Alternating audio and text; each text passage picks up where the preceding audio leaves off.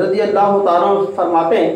کہ رسول اکرم رحمت عالم رسول محتشم صلی اللہ علیہ وآلہ وسلم نے فرمایا، رمضان آ گیا، برکت والا مہینہ، اللہ تعالیٰ نے اس کے روزے تم پر فرض کیے ہیں، اس میں آسمان کے دروازے کھولے جاتے ہیں، جہنم کے دروازے بند کیے جاتے ہیں، اور اس میں مردود شیاطین قید کر دیے جاتے ہیں، اس میں ایک رات 1000 مہینوں سے بہتر ہے،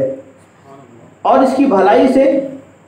بہتر ہے جو اس کی بھلائی سے محروم رہا وہ بالکل ہی محروم رہا۔ 1000 مہینوں سے بہتر رہتے ہیں الحمدللہ۔ لیکن ماہ رمضان کی مبارک راتیں ہیں، اللہ تبارک و تعالی ان راتوں کو ہمیں عبادت میں گزارنے کی توفیق عطا فرمائے۔ حضرت سیدنا ابو ہریرہ رضی اللہ عنہ فرماتے ہیں، پیارے آقا علیہ الصلوۃ والسلام کا فرمان علی شان،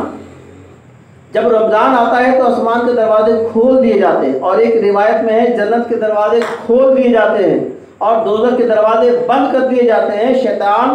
اس کو زنجیروں میں جکڑا جاتا ہے، اور ایک روایت میں ہے کہ رحمت کے دروازے کھولے جاتے ہیں۔ میٹھے اسلامی بھائیوں، باہر کیف عام مشاہدہ یہی ہے کہ ماہ رمضان میں ہماری مساجد